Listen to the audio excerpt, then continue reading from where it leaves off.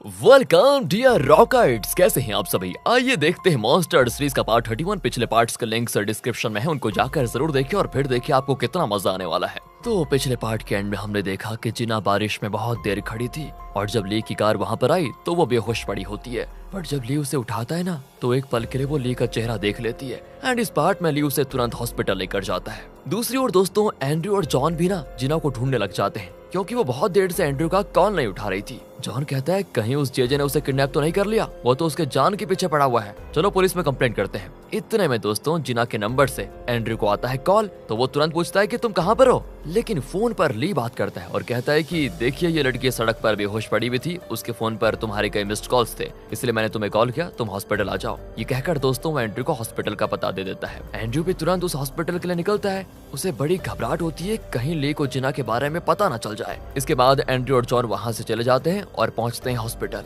तब इनकी टीममेट बताती है कि डॉक्टर जिना का चेकअप करके गए हैं और कह रहे हैं कि जिना को बहुत तेज बुखार है, ये गहरी नींद में है, इसीलिए कल तक ठीक हो जाएगी। तो जॉन उस लड़के से कहता है कि कोई बात नहीं, एंड्रयू उसकी देखभाल कर लेगा, तुम चलो मेरे साथ। कहकर वो दोस्तों जबरदस्ती उसे पकड़कर बाहर लेकर जाता है। एंड्रयू बहुत देर जिना के पास बैठा होता है। सुबह जब जिना जागती है तो एंड्रयू उसका हाथ पकड़कर वहीं बैठा सो रहा होता है। जिना को कल रात की सारी बातें याद आ जाती है, जब उसने ली को देखा था और फिर बारिश में वो बेहोश हो गई थी, तब भी ली उसके पास था, ये सब उसको याद है। इतने में एंड्रयू भी उठ जाता है। जिना पूछती है ये बताओ मुझे यहाँ पर कौन लेकर आया। एंड्रयू कहता है तुम्हें बेहोश पड़ी देखकर किसी ने तुम्हें हॉस्पिटल पहुंचा दिया और फिर मुझे कॉल करके इन्फॉर्म किया था। तभी दोस्तों जॉन आता है और एंड्रयू से कहता है कि अच्छा हुआ कल रात तुम जिना के साथ ही रहे, वैसे तुम्हें कोई जरूरी मीटिंग में जाना था ना, तो एक काम करो तुम जाओ, मैं जिना के पास रुकता हूँ। एंड्रयू भी चला जाता है दोस्तों। अब जिना कहती है मैं जानती हूँ कि मुझे यहाँ पर ली लेकर आया था, पर कहाँ दोस्तों। मोजो कहता है कि अरे तुम्हें सपना आया था क्या, ली कैसे आ गया यहाँ पर, ली तो मर चुका है, तुम्हें क्या लगता है वो बार बार जिंदा होकर वापस आएगा। अरे नहीं रे दोस्तों। बाहर से एंड्रयू उनकी सारी बातें सुन रहा होता है और वो रियलाइज करता है कि जिना को भी ली के बारे में पता चल चुका है। अब सिंडी को दिखाते हैं तो वो अपने असिस्टेंट को एक लेटर देकर कहती है इसमें मेरे और चैंग की डेटिंग शेड्यूल है, जाकर उसको दे दो, अगर वो डेट पर नहीं आया तो मैं उसको मार डालूंगी इस बार। असिस्टेंट ग्रे को लेटर देता है और वो ली को लेटर देता है, पर दोस्तों ली उसे फाड़ देता है कि मुझे एक इंपॉर्टेंट मीटिंग में जाना है, फालतू चीजों के लिए मेरे पास टाइम नहीं है। लेकिन बाहर सिंडी उसको रोककर कहती है कि तुम्हें मुझे डेट करने से इतना डर क्यों लगता है, मैं जानती हूँ कि तुम्हें मेरी खूबसूरती से डर लगता है, तुम्हें डर है कि कहीं तुम मुझसे प्यार न कर बैठो। पर दोस्तों ली जरा भी मजाक या रोमांटिक मूड में नहीं होता, वो उसको डांट कर निकल जाता है। असल में उसे अमेरिकन इन्वेस्टर्स की एक मीटिंग में जाना है। सिंडी दरवाजा खोलकर वहाँ भी आकर ली से वही सब कुछ पूछने लगती है कि तुम मुझे डेट क्यों नहीं कर रहे, और इन्वेस्टर्स तो हंसने लग जाते हैं कि ये कौन है भाई। तब ली उनको इस तरह से इशारा करता है कि ये लड़की जरा पागल है, ऐसी हरकतें करती रहती है, पर दोस्तों वो अपना मुंह बंद ही नहीं करती। इतने में वो उसको उठाकर बाहर लेकर जाते हैं। यहाँ बेचारी ली की भी बहुत इंसल्ट हो जाती है। मीटिंग के बाद वो मोजो से कहता है कि इस लड़की ने ना मेरे नाक में दम करके रखा हुआ है, बड़ी मुश्किल से मैंने इन्वेस्टर्स को मैनेज किया। वो लिफ्ट के पास जाते हैं लेकिन लिफ्ट के अंदर सिंडी होती है दोस्तों। अब ली तो उससे पूरी तरह तंग आ जाता है और जैसे तैसे अपने कमरे में पहुंच जाता है। वो चिढ़कर पूछता है कि ये सिंडी ऐसा कर क्यों रही है। तब ग्रे उसको एक फैक्स ला कर देता है, लेकिन वो भी सिंडी का भेजा हुआ डेटिंग लेटर होता है। ली के गुस्से का ठिकाना नहीं होता दोस्तों, ये देखकर वो और बौखला जाता है। तब मोजो उसको सुझाव देता है कि तुम उसके साथ एक बार डेट पे जाकर तो देखो, जब उसे तुम्हारा असली कैरेक्टर का पता चलेगा तो वो अपने आप तुमसे दूर भाग जाएगी। और दोस्तों सिंडी ली को डिनर भी नहीं करने देती और बार बार डेटिंग की बातें करती है। तो ली कहता है कि ठीक है मैं चलूंगा, लेकिन तुम्हारे शेड्यूल के हिसाब से नहीं, उसका मैं शेड्यूल बनाऊंगा। वो बड़ी खुश हो जाती है कि आखिर ये डेट के लिए मान ही गया। दूसरी ओर जिना उसी स्पॉट पर जाकर खड़ी हो जाती है जहां उसने आखिरी बार ली को देखा था दोस्तों। जॉन तो उसको लाख समझाता है कि तुम पागल हो गई हो क्या, चैंग मर चुका है। दोस्तों चैंग मतलब ली, तुमने जरूर किसी और को देखा होगा। और ये सारी चीजें दोस्तों दूर से एंड्रयू देख रहा होता है, उसे बहुत बुरा लगता है। अब वो जॉन को अलग में ले जाकर साफ साफ कह देता है कि जिना ने चैंग को ही देखा था, वो जिंदा है। और ये जानकर तो जॉन की आंखें बड़ी हो जाती है, क्या तुम क्या कह रहे हो ये। वो कहता है कि हाँ वो जिंदा है, लेकिन फिलहाल तुम जिना को कुछ मत बताना, वक्त आने पर मैं खुद उसे बता दूंगा। चलिए दोस्तों वहाँ दूसरी ओर किमी को दिखाते हैं जो डिस्चार्ज हो गई है, और पति पत्नी मीडिया को पट्टी पढ़ाते हैं कि जनता चाहे हमारे साथ कैसा भी व्यवहार करे, पर हम जनता की भलाई के लिए काम करेंगे। ये सारी चीजें टीवी पर देखकर ली अपनी टीम से कहता है कि इस वायरस को कैसे भी करके हमें रोकना होगा, वरना ये मेयर इलेक्शन में जीत गया तो पूरे शहर में गंदगी फैल जाएगी। इसीलिए तो पैनी भी जेजे के साथ रहकर उसकी सारी इन्फॉर्मेशन मोजो को दे रही है। जेजे बार में ड्रिंक कर कर रहा होता है तो वो ठान लेता है कि अब मुझे मेयर बनने से कोई नहीं रोक सकता, लेकिन बस वो ली उसमें टांग ना अड़ाए। इतने में पेनी आकर अपनी शातिरी दिखाती है और कहती है मुझे आपसे अकेले में कुछ बात करनी है। जे बॉडीगार्ड को बाहर भेज देता है और फिर पेनी जे से कहती है कि आप जानते हैं कि आपके ससुर यानी नेल अपना इलेक्शन कैसे जीते थे? नहीं ना? दोस्तों यहाँ पर एक फ्लैशबैक दिखाते हैं कि असल में नेल इंडिपेंडेंट कैंडिडेट्स को टारगेट करता था और उन्हें स्पेशल गिफ्ट्स वगैरह देकर उनका सपोर्ट जीत लेता था। वो कहता था कि अगर आपने मेरा ये गिफ्ट स्वीकार कर दिया और मुझे सपोर्ट किया तो मैं आपको $2 मिलियन दूंगा। और अब प्रेजेंट में पेनी कहती है कि सोचिए अगर आप भी वही स्ट्रेटेजी अपनाएंगे तो जरूर जीत जाएंगे। जे को न सिर्फ दोस्तों ये आइडिया बढ़िया लगता है बल्कि उसे विश्वास भी हो जाता है कि पेनी उसकी भलाई के लिए इतना कुछ कर रही है। दूसरी ओर सिंडी डेट के लिए सज धज कर मस्त ली से मिलती है और पूछती है तुम मुझे किस रेस्टोरेंट में लेकर जाने वाले हो बताओ जरा। ली भी कहता है कि एक स्पेशल जगह है, तुम चलो तो सही। ना चाहते हुए भी ली इस डेट पर चला जाता है दोस्तों, एंड सिंडी भी बड़ी खुश होकर उसके पीछे जाती है, लेकिन ली उसको एक बहुत ही मामूली रेस्टोरेंट में लेकर जाता है। सिंडी का मुंह तो देखने लायक था दोस्तों, बड़े गुस्से में देख रही होती है उसको। ली भी कहता है कि देखो ये जगह तुम्हें पसंद नहीं है तो तुम अभी जा सकती हो, कोई दिक्कत नहीं है। लेकिन वो कहती है मैंने ऐसा कब कहा है, ये जगह बहुत ही बढ़िया है, खाना भी टेस्टी होगा यहाँ पर क्या करो मुझे भूख ही नहीं है। ये कहकर वो खाने से मना कर देती है। तो खाने का तो इनका प्लान कैंसिल हो गया। तो ली कहता है कि चलो मूवी चलते हैं, मूवी देखने। तुम्हें कौन सी मूवी पसंद है वैसे? मूवी कह देती है मुझे एक्शन थ्रिलर पसंद है। एक्शन थ्रिलर तो नहीं होगा क्योंकि मैंने तो एक आर्ट फिल्म के लिए टिकट बुक करके रखी हुई है। अगर तुम्हें वो जॉनरा पसंद नहीं है तो तुम घर जा सकती हो, कोई दिक्कत नहीं है। नहीं नहीं ये तुम क्या कह रहे हो, आर्ट तो मुझे बहुत ज्यादा पसंद है। बस दोस्तों इस तरह मजबूरी में अब सिंडी को ली के साथ जाना पड़ता है और अगले सीन में दोनों होते हैं थिएटर में। सिंडी कहती है दोस्तों थोड़े रोमांटिक अंदाज में, क्या तुम मुझे यहाँ पर प्रपोज करने वाले हो? हैं? ली को कोई फर्क नहीं पड़ता दोस्तों, वो आराम से सोने लग जाता है। सिंडी भी चौंक जाती है कि अरे तुम सो क्यों रहे हो? वो कहता है इसीलिए क्योंकि मैंने मूवी पहले भी देखी है और जब मूवी खत्म हो जाएगी तो उसके बाद मुझे उठा देना, समझी? अरे यार ये सोने के लिए मुझे डेट पर लेकर आया था क्या? ये सोचकर वो भी सोने लग जाती है दोस्तों। और अचानक ली के हंसने की आवाज आती है तो वो जाग जाती है और वो भी हंसने लगती है। ली तो उसका मुंह बंद करवा कर कहता है तुम हंस क्यों रही हो? मूवी में हीरो अभी अभी मरा है। बाकी लोग भी सिंडी पर चिल्लाते हैं कि ये कौन है जो पागलों की तरह गलत मूवमेंट पे हंस रही है। दोस्तों इस तरह इनका यहाँ पर एंड होता है और सिंडी पूछती है कि नेक्स्ट अब कहाँ चलेंगे? ली कहता है चलो किसी अच्छे बार में चलते हैं। वो कहती वैसे मैं ज्यादा ड्रिंक तो नहीं करती लेकिन बाहर का माहौल मुझे बड़ा अच्छा लगता है, इसलिए मैं चलने को तैयार हूँ। लेकिन ली इस बार भी दोस्तों उसको एक लोकल बार में लेकर जाता है। सिंडी का चेहरा यहाँ भी देखने लायक था। ली कहता है कि यहाँ पर सॉज नाम का एक फेमस ड्रिंक मिलता है, पियोगी क्या उसको? और कोई रास्ता न पाकर उसको मानना ही पड़ता है और ली एक छोटे ग्लास में ड्रिंक परोसता है, पर वो कहती है मुझे बड़े ग्लास में दो ना। लेकिन ली यहाँ पर भी उसको परेशान करने के लिए कहता है तुमने कुछ खाया नहीं और इसको तुम बिना खाए ज्यादा पियोगी तो तुम्हें कुछ हो सकता है, इसका भी तो ध्यान रखना है। और अब वो भी अपने एटीट्यूड में कहती है क्या बात कर रहे हो, मैं तो रॉ पी जाती हूँ, ये तो कुछ भी नहीं है मेरे सामने, डरो मत, बड़े बड़े ग्लास में दे दो। ली भी दोस्तों उसको बड़ा ग्लास देता है और वो एक एक कप में पूरा ग्लास पी जाती है।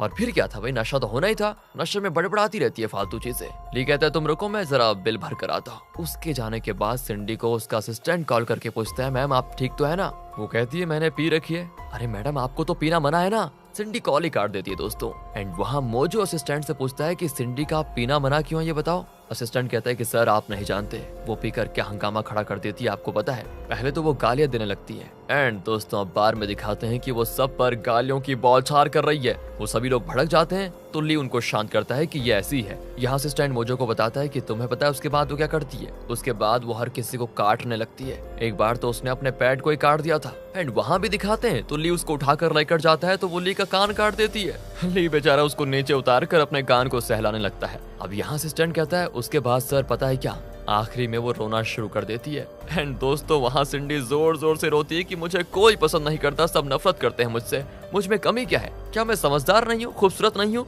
तुम हमेशा मेरे साथ रहोगे ना? ये कहकर वो ली से लिपट लिपट कर और ज्यादा रोने लग जाती है। लेकिन भी समझ में नहीं आता कि इसको चुप कैसे कराऊं। दूसरी ओर दोस्तों चेयरमैन की वाइफ ने चेयरमैन के जो टैबलेट्स बदल दिए थे ना, अरे आपको याद है ना टैबलेट्स के बारे में? वो टैबलेट्स खत्म हो गए थे और चेयरमैन असली टैबलेट्स खरीद चुका था। उन्हें लेने की वजह से उसकी सेहत बिल्कुल ठीक हो रही थी। लेकिन चेयरमैन की वाइफ फिर उनकी जगह पर वो खतरनाक टैबलेट्स रख देती है जिनसे चेयरमैन की तबीयत खराब हुई थी। यहाँ नाथन का असिस्टेंट कहता है कि मैडम ये ठीक नहीं है, अगर चेयरमैन की जान को खतरा हुआ तो तब क्या होगा? पर वो कहती है अरे तुम उसकी फिक्र मत करो और हाँ इस बारे में तुम किसी को कुछ मत बताना। अगले सीन में दोस्तों नाथन घर आता है और माँ से कहता है कि मेरा एक भी प्लान सफल नहीं हुआ माँ, लगता है एंड्रयू मुझे डोडो ग्रुप से निकाल कर रहेगा। और उसकी माँ कहती है बेटा तुम घबराओ मत, पापा की तबीयत फिर से खराब हो रही है, क्या करें, उसके बाद तुम ही हो जो इस कंपनी के चेयरमैन बनोगे, पर हाँ उससे पहले तुम्हें शादी करनी पड़ेगी। कहकर वो कुछ लड़कियों की फोटोज उसे देती है, पर नाथन को सिर्फ जिना का ख्याल आता है दोस्तों। लगता है ये भी जिना को पसंद करने लग गया है। एक लड़की को 3-3 लोग पसंद कर रहे हैं, क्या होगा। दूसरी ओर एंड्रयू जिना को लेकर चेयरमैन के घर पर आ रहा होता है, क्योंकि चेयरमैन ने अपनी प्रॉपर्टी का बंटवारा करने के लिए एक लॉयर मांगा था और जिना यहाँ पर लॉयर बनकर आई है। जिना एंड्रयू को कहती है मैंने ली को देखा था। एंड्रयू कहता है ली को देखा था, क्या तुम अभी भी उसको मिस करती हो। पर तभी वो कहती है चलो उसके बारे में बाद में बात करेंगे। अब चेयरमैन के घर के आगे आकर एंड्रयू कहता है मुझे अंदर जाना अलाउड नहीं है, इसलिए तुम जाओ क्योंकि तुम डोडो ग्रुप की लीगल एडवाइजर हो। चेयरमैन जो कहेंगे उसके हिसाब से तुम्हें काम करना होगा। पर दोस्तों चेयरमैन पीए के साथ बाहर वॉकिंग कर रहा होता है। वो ठीक से चल नहीं पाता तो पीए ने उसको पकड़ के रखा होता है। पर एंड्रयू को देखकर वो पीए का हाथ छुड़ाकर चलने लगता है कि मेरा बेटा मुझे इस हाल में देखेगा तो परेशान हो जाएगा। वो एंड्रयू से पूछता है कि बेटा तो क्या यही अपनी कंपनी की नई लीगल एडवाइजर है, चलो अंदर चलकर बात करते हैं। लेकिन 2 कदम रखते ही वो चल नहीं पाता और गिर जाता है दोस्तों। एंड्रयू पूछता है कि पापा आपको क्या हुआ, पर वो कहता है कि बेटा मैं बिल्कुल ठीक हूँ, कोई दिक्कत नहीं है। एंड्रयू जान जाता है दोस्तों कि चेयरमैन की तबीयत खराब है। वो कहता है कि पापा आपने मुझे पहले क्यों नहीं बताया, बेटा तुम पहले से कितनी मुश्किलें झेल रहे हो, ऊपर से डोडो ग्रुप के लिए तुमने दिन रात एक कर दिया है,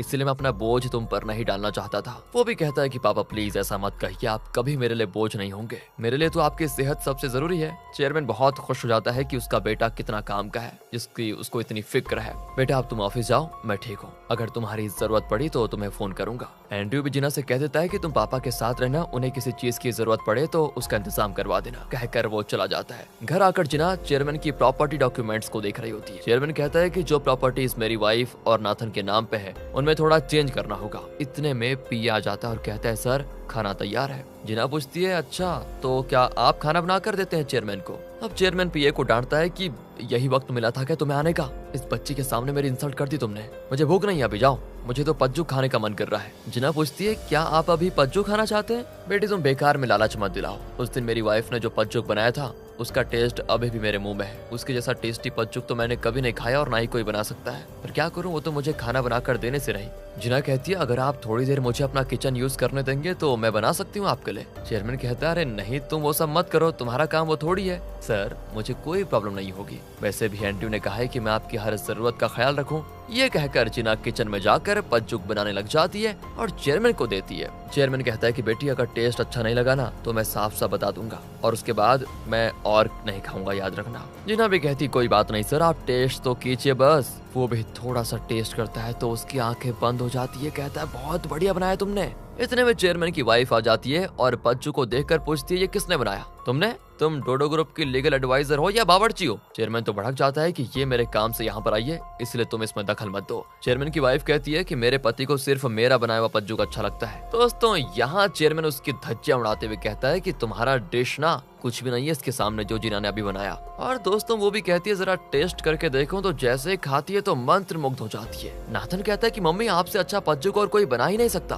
कहकर वो भी टेस्ट करता है और टेस्ट करते कहता है कि वाह मम्मी कितना यम्मी है, आपसे भी अच्छा। उसकी माँ उसे घूरती है और कहता है कि अरे मम्मी ये भी कोई पज्जू है, अच्छी आपको कोई टक्कर नहीं दे सकता। फिर दोस्तों नाथन जिना को एक कमरे में लेकर जाता है और एकदम से पूछ लेता है कि मेरी माँ मेरे लिए लड़की देख रही है, क्या तुम मुझसे शादी करोगी। शादी, पागल हो गया हो क्या तुम, छोड़ो मेरा हाथ। नाथन कहता याद रखो तुमने मुझे 2 बार घायल किया है लेकिन फिर भी मैं तुम्हें बहुत चाहता हूँ, तुम मुझे समझती क्यों नहीं। जिना कह देती है देखो मैं किसी और से प्यार करती हूँ। और दोस्तों ये कहकर वो चली भी जाती है। नाथन तो उदास हो जाता है कि मेरे साथ ऐसा क्यों होता है। दूसरी ओर पैनी को दिखाते हैं जो जेजे को एक इंडिपेंडेंट कैंडिडेट की फोटो दिखाकर कहती है ये हमारा पहला टारगेट है, इसे हम एक फ्लावर वेस गिफ्ट करेंगे जिसकी कीमत सिर्फ $10 की होगी। अगर उसने वो गिफ्ट स्वीकार कर लिया तो हम उसको एक मोटी रकम देकर अपनी ओर खींच लेंगे, इस तरह हम पुलिस में भी नहीं फंसेंगे और हमारा काम भी हो जाएगा। जेजे को ये प्लान बहुत ही बढ़िया लगता है। अब उस इंडिपेंडेंट कैंडिडेट को दिखाते हैं जिसके लिए पैनी ने एक फ्लावर बेस भिजवा दिया था। तब पैनी उसे कॉल करके कहती है कि सर मैं एक रिपोर्टर हूँ और आपका इंटरव्यू चाहती हूँ।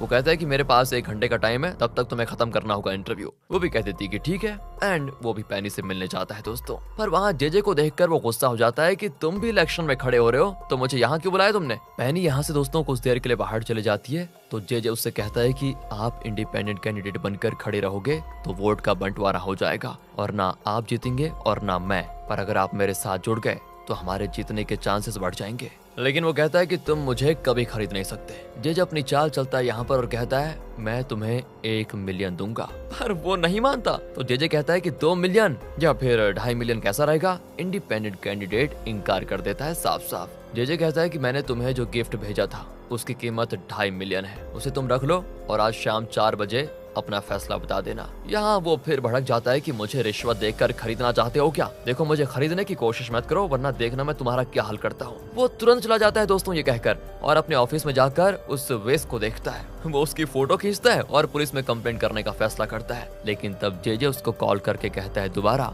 कि असल में उस वेस की कीमत सिर्फ $10 है। अगर तुम उसको ले जाकर एक आदमी को दोगे तब वो तुम्हें 2.5 मिलियन देगा। और हाँ, उस वेस के साथ तुम पुलिस स्टेशन जाकर मेरा कुछ नहीं उखाड़ सकते। चलो आधे घंटे में अपना फैसला बता दो। उस इंडिपेंडेंट कैंडिडेट को बहुत गुस्सा आता है कि अब तो मैं जेजे के खिलाफ कंप्लेंट भी नहीं कर सकता, क्या करूं इसको। गुस्से में वो उस वेस को तोड़ देता है और लगता है ये जेजे के साथ कभी ज्वाइन नहीं करेगा। लेकिन कुछ देर में वो जेजे को कॉल करता है तो जेजे पूछता है कि क्या फैसला हुआ तुम्हारा। वो कहता है कि मैंने तुम्हारा वेस तोड़ दिया है। ओह कोई बात नहीं, पर नुकसान तुम्हारा होगा, याद रखना। अब दोस्तों वो कैंडिडेट कहता है मैंने जल्दबाजी में वेस तोड़ दिया, क्या तुम मुझे दूसरा भिजवा सकते हो। जेजे खुश हो जाता है ये सुनकर कि एक इंडिपेंडेंट कैंडिडेट को उसने अपनी तरफ खींच लिया है। दूसरी ओर दोस्तों जिना हर जगह ली की फोटो वाला नोटिस दे रही होती है कि अगर किसी ने इसको देखा तो मुझे इन्फॉर्म कीजिए। जिना को देखकर एंड्रयू को उसके लिए बहुत बुरा लगता है और वो हिम्मत करके दोस्तों एक फैसला लेता है। वो ली को कॉल करके कहता है कि शाम को 7 बजे तुम डोडो ग्रुप के कॉफी शॉप में मुझसे मिलना। ली पूछता है कोई बिजनेस मीटिंग है क्या? एंड्रयू कहता है नहीं, लेकिन बहुत ही इंपॉर्टेंट मीटिंग है, तुम प्लीज जरूर आना,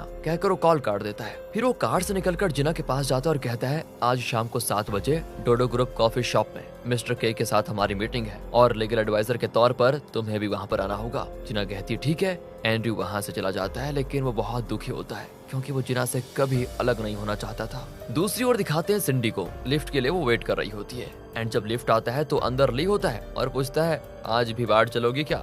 वो शर्म के मारे वहाँ से भाग जाती क्योंकि उस दिन शराब के नशे में उसने जो नाटक किया था वो सब उसको याद आ जाता है। और दोस्तों यही तो ली चाहता था, मतलब उसका प्लान ही यही था उससे छुटकारा पाने के लिए। वो डोडो ग्रुप कॉफी शॉप के लिए निकलता है। जिना भी वहाँ पर आ जाती है। एंड्रयू को वो कॉल करके पूछती है कि तुम कहाँ पर हो? मैं तो आ गई हूँ। एंड्रयू को उस दूर पर खड़ा होता है लेकिन कहता है मुझे आने में थोड़ी देर हो जाएगी, तुम मिस्टर के साथ बात कर लेना तब मैं आ जाऊंगा। जिना भी अंदर जाती है तो जैसा कि आपने एक्सपेक्ट किया होगा वो ली से टकरा जाती है। ली को देखते ही वो हो जाती है शॉक कि ली मैं जानती थी तुम जिंदा जरूर हो, कहकर वो उसको गले लगा लेती है। ली की कुछ समझ में नहीं आता और वो जिना को थोड़ा दूर हटाकर पूछता है तुम मेरा ये नाम कैसे जानती हो? दोस्तों ये सुनते हैं जिना उसको चौंक कर देखती है और यहाँ पर होता है पार्ट 31 का दी एंड। इंतजार कीजिए, बस अगले पार्ट का कल आ जाएगा। और आगे के पार्ट्स देखना चाहते हैं तो सीरीज की वीडियोस को लाइक और ज्यादा से ज्यादा शेयर करने की कोशिश करें। मिलते हैं आपसे अगली वीडियो में, ध्यान रखेगा अपना and finally thanks for watching.